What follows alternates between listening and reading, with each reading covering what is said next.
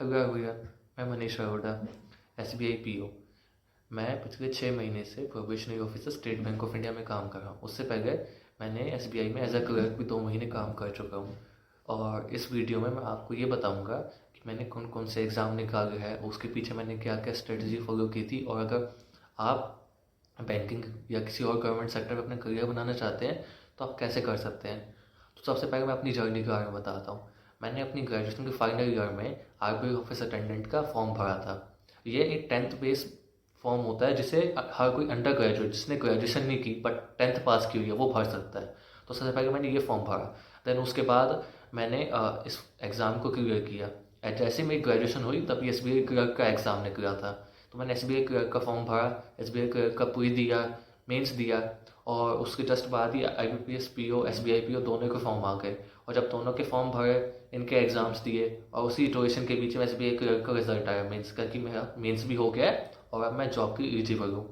तो SBI PO का फिर प्री भी हो गया, IBPS PO का प्री भी हो गया और SBI PO का मेंस भी आ गया।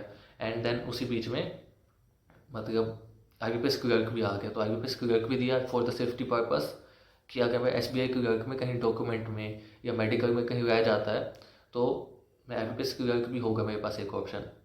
और RBI का एक्चुअली ये हुआ था सिनेरियो, कुछ डॉक्यूमेंट की वजह से वो प्रोसेस लंबा खिंच गया, मतलब इन सब के रिजल्ट के बीच में उसका फाइनल रिजल्ट अटक गया।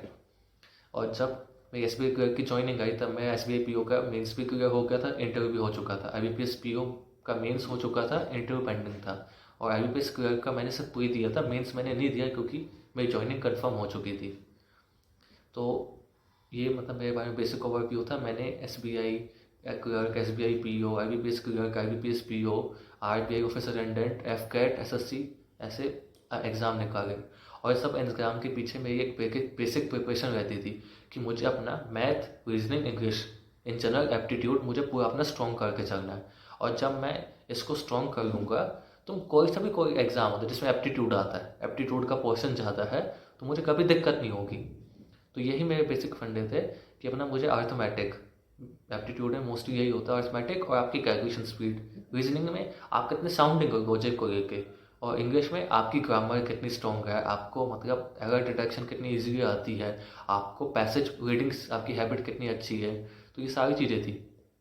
ये सारी चीज़ें मतलब मैं इस पर वर्क करता रहा स्टार्टिंग से, जब से मैंने पढ़। और सबसे इम्पॉर्टेंट चीज़, मैं पढ़ता तो रहा लेकिन एक चीज़ होता है, आपको क्या पता आप कितना पढ़ पाते हो। तो मैंने इसके लिए मॉक लगाने स्टार्ट की। मैं आज से 2 साल पहले भी प्रिपरेशन कर रहा था, 3 साल पहले भी। तब मैं एक ही चीज़ रिएक्ट करता था कि प्रिपरेशन करता था, मुझे फंडा सब आता है, लेकिन मैं मॉक नहीं देता था। उसके बाद मैंने ये अपनी एरर देखी। लास्ट ईयर मार्च 2021 से मैंने मॉक देने स्टार्ट किए। ऑलमोस्ट डेली बेसिस पे एक मॉक दिए, 200, 250, 300 से ज़्यादा ही मॉक दिए होंगे मैंने टोटल। और इन मॉक डेली मॉक के साथ मैंने अपने आप इम्प्रूवमेंट देखी कि हाँ ये चीज़ मुझे नहीं आती मॉक में, कैसे हो सकती है। तो मॉक जितने आप दे सकते हो दो। और बेसिक अपने कंसेप्ट जितने क्लियर कर सकते हो करो। अगर किसी को बैंक में आना है, गवर्नमेंट जॉब में आना है, तो उससे पहले ये एप्टीट्यूड ही क्लियर करना होगा आपको। और एप्टीट्यूड क्लियर करके आप देखो, कोई भी एग्जाम का नोटिफिकेशन आता है, आप उस नोटिफिकेशन को देखिए उसमें क्या सिलेबस है, उसमें एप्टीट्यूड का कितना पोर्शन है और आप मतलब कितना बाकी सब्जेक्ट है, तो आप उसको पढ़िए अच्छे से, उसका रिविजन कीजिए। और जिस दिन से नोटिफिकेशन आता है उसके जस्ट बाद से आप मॉक देना स्टार्ट कीजिए। जो ही नहीं कि आपको डेली मॉक देना है, पर आप मॉक दीजिए हर 2 दिन में, 4 दिन में, हफ्ते में। और एग्ज़ाम से जस्ट पहले 20-25 दिन पहले आपको डेली ही मॉक देना है। तो ये एक बेसिक स्ट्रेटेजी होती है किसी भी एग्ज़ाम को क्लियर करने की। Thank you so much.